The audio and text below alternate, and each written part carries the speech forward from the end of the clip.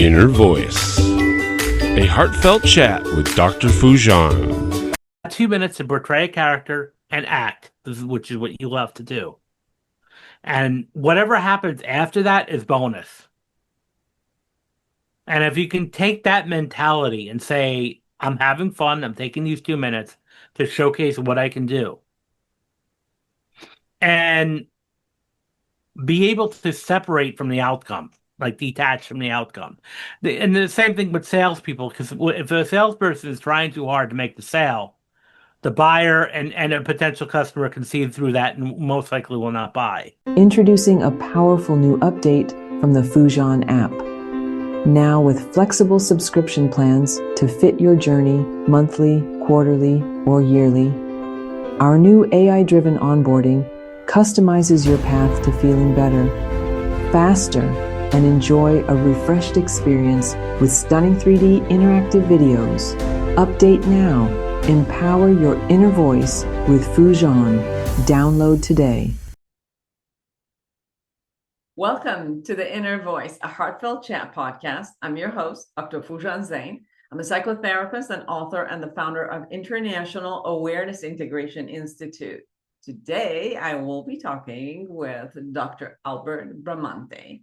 He is a talent agent, a performance psychologist, and a mindset expert who has spent over 20 years helping high performers, both in entertainment industry and beyond, conquer their mental roadblocks. So with a Ph.D. in psychology and certifications in hypnosis and NLP, he bridges the gap between talent, business, success, and the psychology of peak performance. He is also the author of Rise Above the Script, Confronting Self-Doubt and Mastering Self-Sabotage for Performing Artists. Now, we had a great conversation. Again, a lot of the what we talked about is not just for performers or actors. This is what we do all day. This is what, we perform all day in every realm of our life. So many of the conversations could actually fit for you. So you could connect with it. I personally did, because I do have if I'm constantly lecturing in different universities or different conferences, and I'm on, on television, on radio, on podcasts. So this concept of performance is always there. And I know that there's always this gap of, okay, see me, I hope you like me. And then the other part is like, no, I'm going to get somebody who doesn't like me. And, how does that reflect? And I think that we all go through this all day. So we had a great conversation about all of this. So I'm sure that you'll enjoy the conversation as much as I did. Now be sure to subscribe to this podcast, my YouTube channel, and connect with me through the website, foojanzain.com. Go get connected to the Foojan app. You can get it in Apple Store or if you have an Android in Google Play. You have a couple of days of free trial. You'll be amazed. You have 31 areas of life that you could check out and really explore who you are and all of your talents and your strengths and your vulnerabilities, and how to bridge all of your strengths into your vulnerabilities. So connect with me with my social media platforms, share your thoughts with me. I love to hear from you. And, if you like certain topics that we could talk about or certain guests. So share with me all that you want. All right. Now, without further ado, here's Dr. Albert Bramante. Listen up if you want to promote your personal growth and self-awareness. I found the Foojan app last month and I have been absolutely loving it. I personally have never learned guided meditation, but thanks to this app, I now have learned incredible tools for my own stress relief and emotional self-awareness. Not to mention, there are self-evaluation tools and professional coaching available to utilize however your journey to self-discovery takes you. Join Foojan today and redefine your life one step at a time. Intentional Parenting, a practical guide to awareness integration theory, written by Dr. Jafari, Dr. Foojan Zain, and Dr. Manoukian, 3 experts in human development, is your step-by-step guide to raising a healthy child prepared for a culturally integrated world. You're supported in parenting infants to adolescents using the latest evidence-based scientific research on parenting. Order your copy on Amazon now. Well, it's so nice to have you, Dr. Albert Bramante, to our show. Thank you so much for having me, Dr. Foojan. Happy to be here. Welcome. You have written the book, Rise Above the Script, and it's confronting self-doubt and mastering self-sabotage for performing artists, which I'm sure that even if our listeners are not performing artists, they can definitely use this concept for them. So obviously you have a doctorate in psychology, but also NLP, hypnosis, but you've chosen to go into the field of talent and performance and really work with them in a space where they can go beyond all of their fears and, seeking approval and making sure, because it's really, really hard when you're up there or you're trying to perform and you kind of see your own mirror in the clapping of others or in the way that they look at you or the way they're receiving your art. And at any moment, you could be losing yourself in the approval or in the feedback or what's coming at you. So I love to be able to also talk about that. And I know that the biggest part of your book is also about self-esteem and how to come back internally versus only look at the external part to give you the feedback of who you are. So before we get there, I really love to know, how come you got interested in this field? Well, this is by accident, totally by accident. It wasn't intentional. When I was growing up, especially since high school, I always knew I wanted to be a clinical psychologist. That was my one track focus.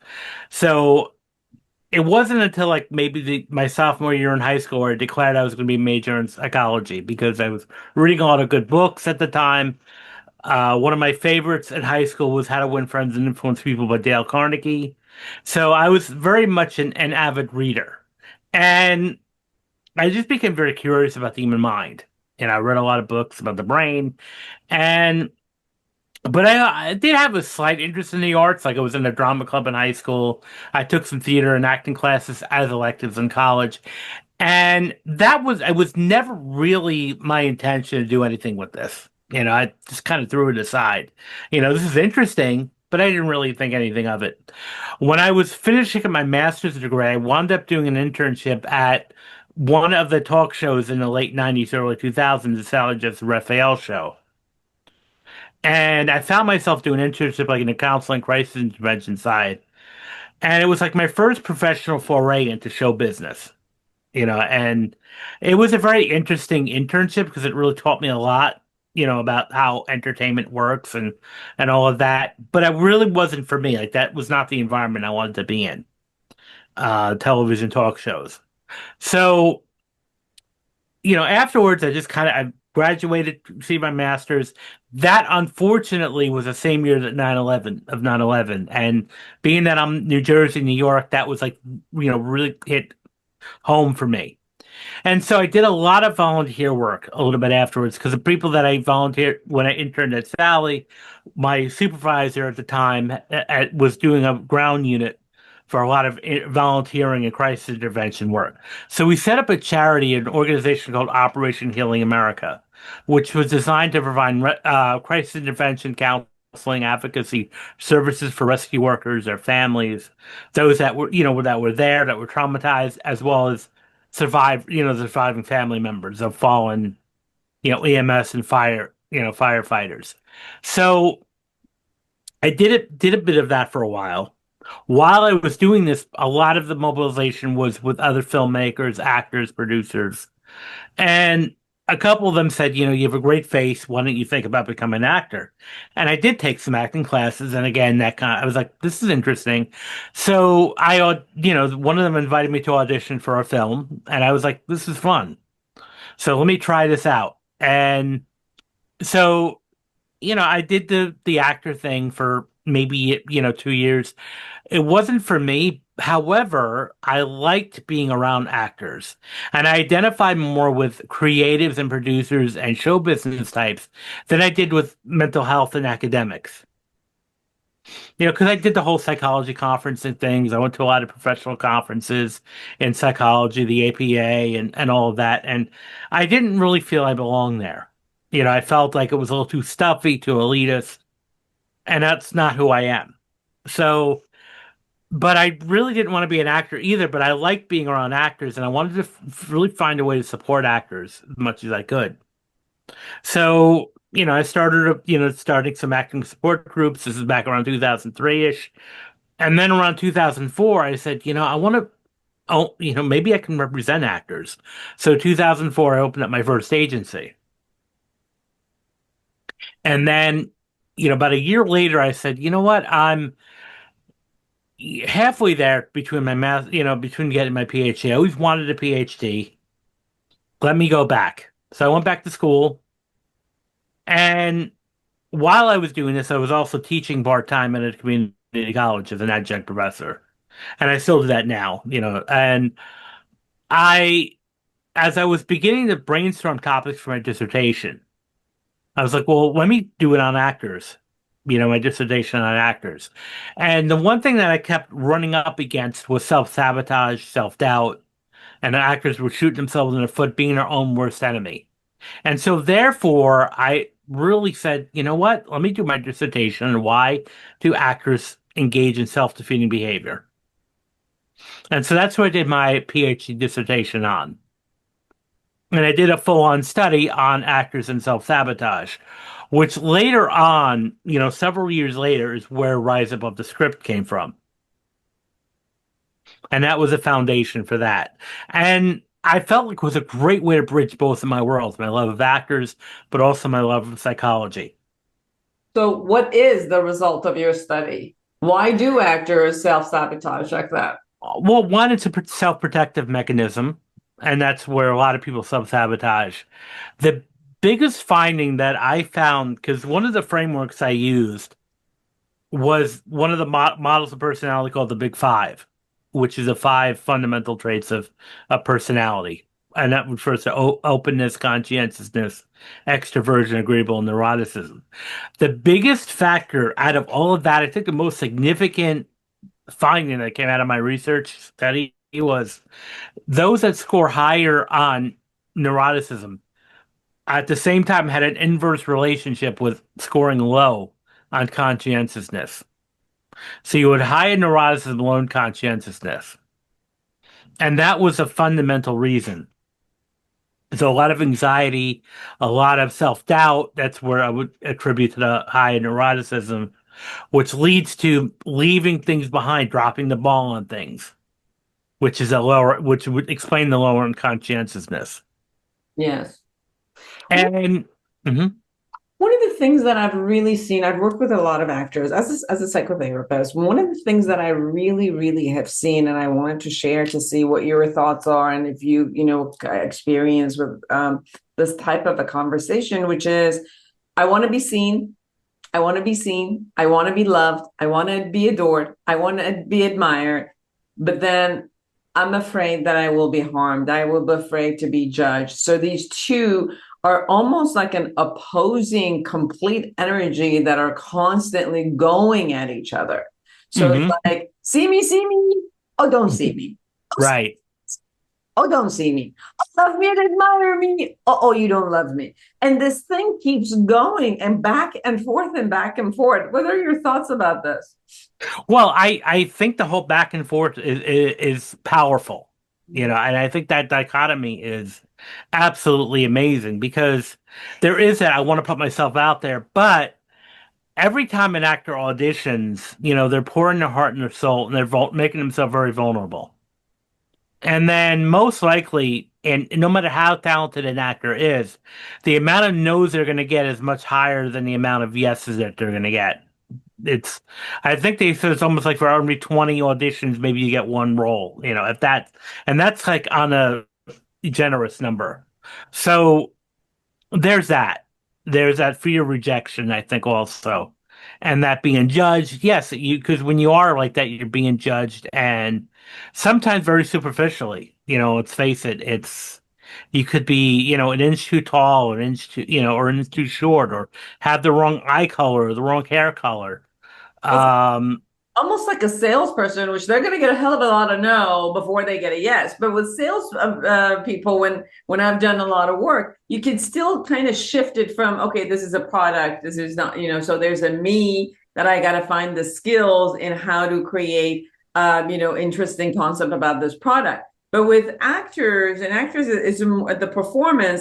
The person really thinks that this is about me. This isn't about a product out there. This is about me and my talent and all of that. And it becomes very, very personal. It really is. And I think that's where we have to almost teach actors to think like that salesperson, because, a lot of what I hear a lot of times, like either people leave the business, or they say, I really want to be an actor, but I'm afraid of the rejection, or I'm afraid of that. And what I like to do is, of course, coming from a cognitive behavioral framework, reframing. So what if we reframed rejection as, like, there's no such thing as rejection. You're not being rejected. You're just being told that you're not right for the role. And one of the books I read a long time ago, one of the quotes from this book, and I don't remember the author's name, but it was like, there's no such thing as rejection, only a simple reminder that your services are not needed today. And I think if actors start to maintain that framework, we're like, okay, no just means not right now, or not for this particular role on this particular project. That's all it is. And I think that is so important, because even, let's say, even if someone is not in a performing art, but they're in a space where they're looking for a job and they're going to go into an interview. And I think what you just said is so beautiful for anyone who's looking for a job, who's, trying to go into an interview, to see the same thing, which is, how are they performing? How are they presenting themselves? And if they get a rejection, how it would be to look at it as, my services are just not, required right now in this job. Yeah, well, I think that would take away that personality factor in it. And it wouldn't be that they don't like me, or they don't, because a lot of times, and I've had conversation with this with actors too, like if they didn't get the role, a lot of times actors would then leap from that to, they don't like me. I'm like, well, where did they tell you that? And I think it's like, you just jump from A to Z, and like that one extreme. So I think a lot of times it's having those conversations. And also, I think what makes this profession difficult too, with the auditioning, is we really don't hear any feedback. So, it's almost like a rare exception where we actually be told we didn't get the role. An actor didn't get the role. It's usually nothing. The audition and nothing. The audition and nothing. And I think that's where at least with a salesperson, they're told no to their face, or, no, thank you. So I think that makes it a bit easier on some aspects of it. It's that uncertainty. And then you add the added pressure. I'm sure you've seen this too with the actors you work with, is how their families and maybe their friends that are not in the business, every time they go, like, well, let's say go back home for Thanksgiving dinner or holiday dinner, it's like, so what have I been in that I've seen you in? Or it's, so tell me what you're working on. And, well, nothing. And then very often it's like, well, you've been doing this for 6 months. You haven't gotten anything. I think maybe it's time to get like a real job. Because and when I say go back home, I'm near New York. So, and most, the acting hubs are really New York and LA, and maybe Atlanta now, but New York and LA are like the two capitals of like the acting world. And most of New York actors, at least I know a lot of LA actors, are transplants, which means sometimes they're from other places in the Midwest or even in the tri-state area. So they're going back home. And then, so they get a lot of that too. They get a lot of pressure from their families and friends. I know their family and friends have great intentions of trying to protect and look out, but it still adds to that pressure too. Yes. And what is it that a person from your studies can do in order to keep coming back to being centered and really concentrating on the task versus concentrating on their personality? Because you could go and get into debate in your own head that you're talking constantly going after your own personality versus, okay, there's a task here that I got to get better and better and better and just that's what I need to do. So what is it that you do, and how do you share that in your book? And how do I get to just master the art of the task versus master being, a jerk to myself? Yeah. Well, I think the main thing is just like reconnect to your roots. Like, why did you become an actor? What really, and most of it from what I've talked to is like, oh, I really want to tell a story. I like getting lost in characters and playing characters. So let's get rooted into that, back to that and maybe reconnect to that. And so let's have conversations about why you want to become an actor in the first place and stay connected to that. And also, let's also reframe how you look at auditions because a lot of successful actors, the ones that are really working regularly, will often say that they don't approach auditions with anxiety. They approach auditions as opportunities to work. They look at it like the audition's a job. So, meaning that you're coming in, you have those 2 minutes to do what you love and then leave. You got 2 minutes to portray a character and act, which is what you love to do. And whatever happens after that is bonus. And if you can take that mentality and say, I'm having fun, I'm taking these 2 minutes to showcase what I can do. And be able to separate from the outcome, like detach from the outcome. And the same thing with salespeople, because if a salesperson is trying too hard to make the sale, the buyer and a potential customer can see through that and most likely will not buy. It's a salesperson that has the mentality of, I'm going to say how benefit the product is, and if the customer gets it, great. If not, I'm not the one with the problem that the customer needs. And it may sound counterintuitive, but I think when you have that less, stakes involved, the more successful you're going to be. I totally agree. When we're not really attached, I think we're free to flow with the conversation versus when we're attached to a particular outcome, we're not reading the room, we're not being present. So there's a lot of information, there's a lot of concepts about connection that can be missed at that point. So the person is seen as not being with me, just being somewhere. And I can any type of performance, whether you're sales, whether you're an actor, whether you're an artist, even if you are in management and you're trying to enroll your, department into any conversation, when you're not present with what's happening and you just kind of like, stuck into your agenda, you're not coming across as authentic. You're not coming across as being a human being who's present after this. You're like a machine that just is like a robot, a AI, which is just, shooting off what it's supposed to do. And you're going to miss that connection. Yeah. And that's another thing too, with a lot of young actors or novice actors make that mistake of is they're performing.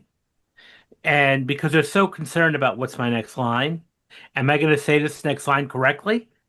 And and that they're not even listening to their scene partner because successful acting is also, 50, yes, you have to be able to play the character well, but you also have to listen and you also have to react. So a lot of times this is what I see a lot of the nervous actors. I can tell they're nervous right away because they're not authentic in the scene. Because that's my biggest note. Because I go to a lot of showcases and I have to provide notes, on the performance side of things. And usually the one I find myself writing over and over again is you need to listen to your scene partner because I can tell that you're automatically in your head worrying about what's your next line. What are you going to say next that you're not paying attention to the person in front of you? Now, someone with a non-acting background may not pick up specifically on that, but they're going to sit there and say, I don't believe it, or this is phony. I'm not buying this performance, and therefore they're going to, tune out. So that's part of it is why we have to let go, and just be organically within the body. So maybe even doing some like, somatic exercises, getting in your body more and just being, more into your emotions and into that more so that you're just going with the flow rather than focusing on so much about, overthinking it. And related to that, usually I often will tell actors, please get out of your head. Yeah. Yesterday I was lecturing somewhere, and part of what we're talking about, I really felt it because I have this whole like 9-page script that I, really worked on and on all of it. It was funny because I'm the one who worked on it, but I wasn't owning it. Like the paper owned it without me owning it. Mm-hmm. Structure of the sentence. And I was so important to say it this way because it needed to land this way. But it was funny because it was all on the paper. And as I was talking, and what I noticed is whenever I'm not reading off the paper and I'm actually sharing my stories of, my background and whatever it was, and I would get into the room, people would look at me. And the minute I would go back, and because I thought, what I had written was so profound in the way that I had the sentences not, I would go back and look at that. And then, people would start chatting. And then I would get their attention again and come.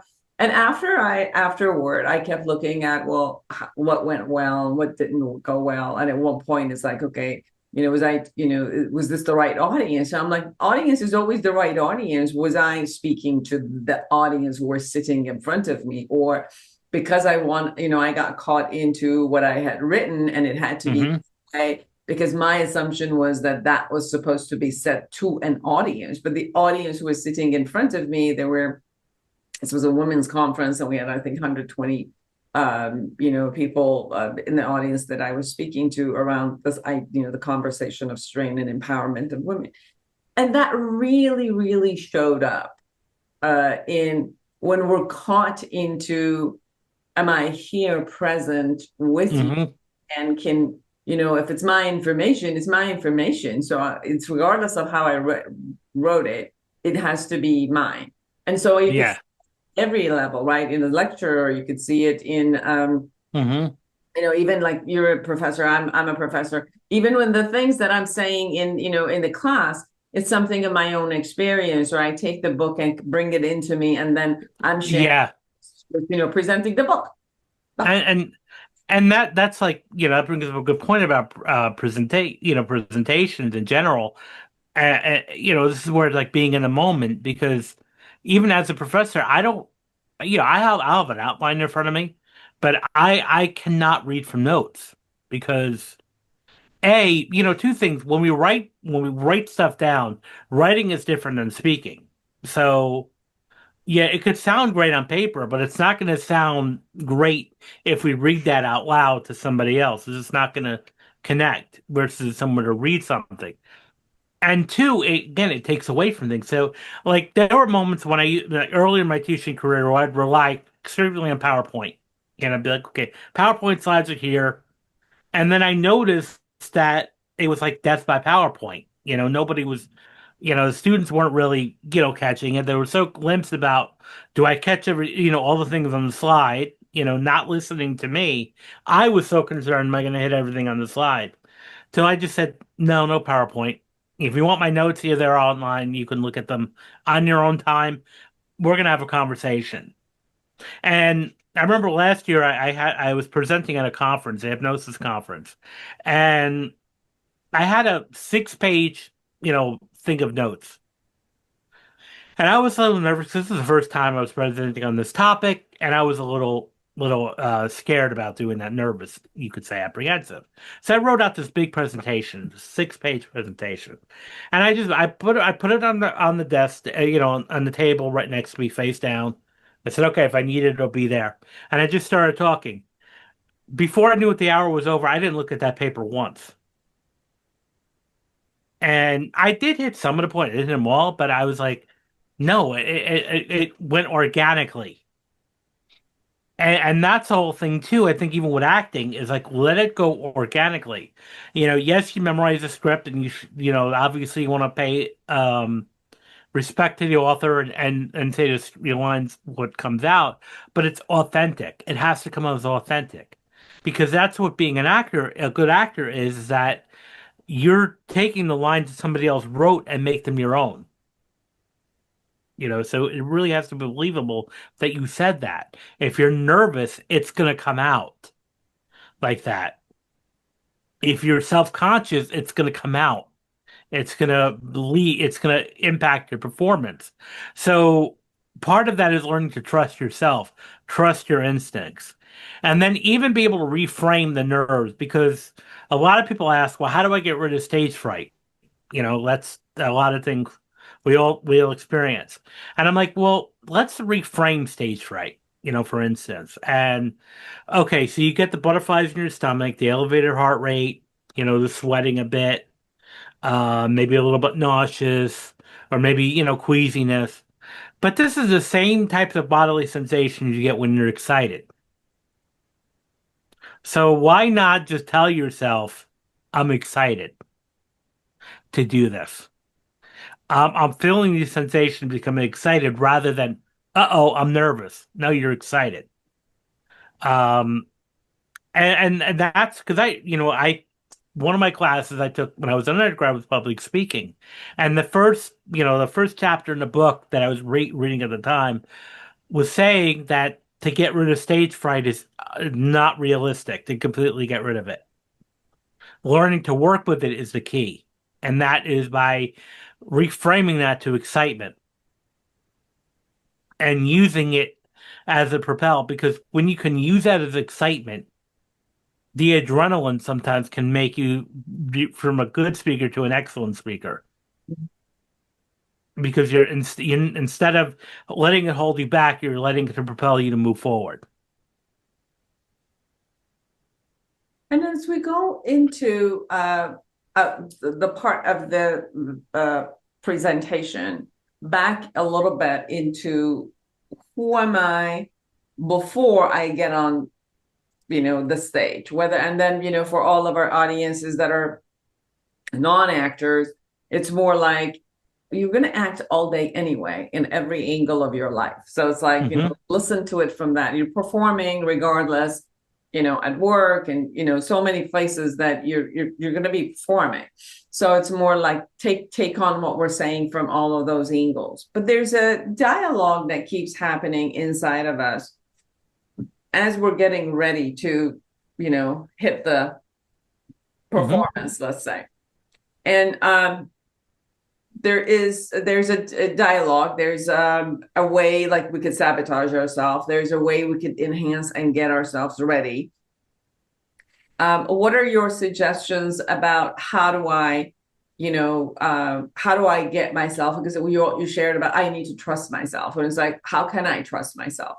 What are the processes that you use? And it is in your book that you share with people. And where do I get this confidence inside of me where I can trust as I start the performance, whether I'm on a stage or I'm, on a, two one-on-one meeting, let's say.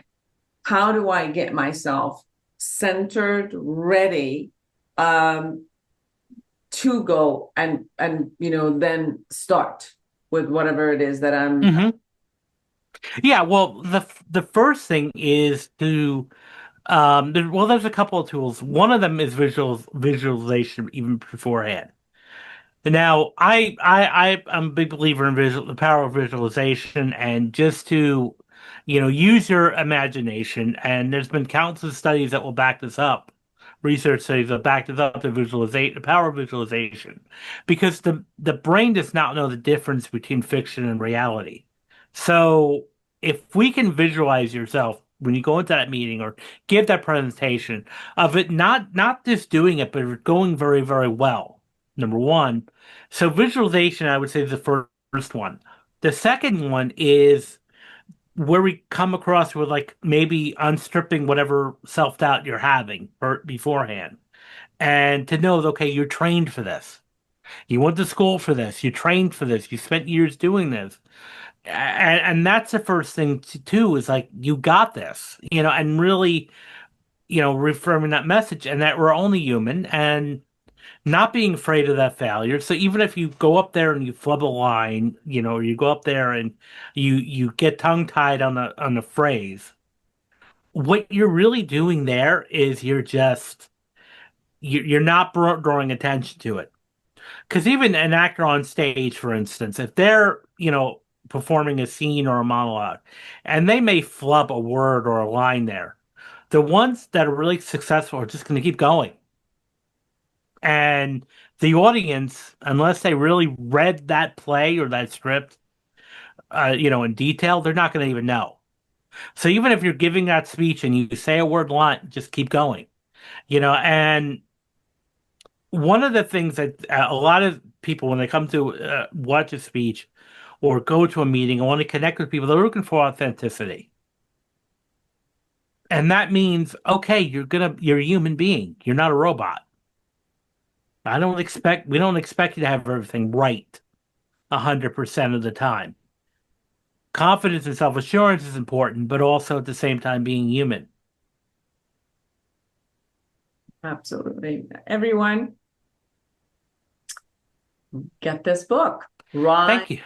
Above the Script by Dr. Albert Bramante. This is Confronting Self-Doubt and Mastering Self-Sabotage for Performing Artists. And I would say for all of us. Yes. Because we're performing consistently somewhere all day, whether you're with your child, as a mother, or you're at the PTA, or you're at work, and or you're selling something, or you're in a meeting which you're trying to sell something to your boss, or or you have a business, and a small business or a large business, and you're working with your customers and you're creating customer service. So no matter what, to know that we are performing, and self-doubt shows up all day, and yes, that shows up all day, and this concept of see me, no, don't see me, see me, don't see me is consistently there. And get this book so you can really go towards. It has a lot of your actually scientific the studies that you've done. So it's a lot of it is kind of rooted from that, and then it actually has a lot of practical skills. Yes, and that's true. I mean, even though I wrote the book geared towards actors, again, there's so much there for everybody. Yes. Yeah, I've taken a lot of the courses for, those acting courses for non-actors, because you can bring a lot of the things that people have to use in performance for so many, many other concepts. What have we not said that you really want people to know in a minute or so? Well, what I will say this is that, coming from my background, again, even from an NLP standpoint, we have all the answers we need within us. So it's sometimes we get led astray from tapping into that inner wisdom. And so that's what a good coach or a good therapist can help us do, is tap the greatness that's already within us. Because every one of us is great and has the potential for greatness. It's just that we have to believe it. So believing in yourself is more than just a cliche. It's vital and important. Where can people find you? So you can go to my website at albertbramante.com. You can also find me on socials. I'm on LinkedIn, specifically. Connect with me. I'd love to have a conversation with you. It was so beautiful to have you on our show. Thank you so much for having me on here. Oh, absolutely. And for all of you who are out there, if you like this show, if there's something that you see that you could use or a friend can use, please share it with everyone else, and then subscribe to the podcast and the YouTube channel so you can constantly get our shows as they come in, and create an amazing life for yourself and everyone around you. And until next week, bye-bye. Thank you. Are you a psychotherapist looking to enhance your practice? The Awareness Integration Therapy developed by Dr. Foojan Zain is a comprehensive guide to the principle and techniques of this powerful therapeutic approach. Join the growing community who have elevated their practice and expanded their skills by embracing Awareness Integration Therapy and witnessing its life-changing impact. Order your copy on Amazon now.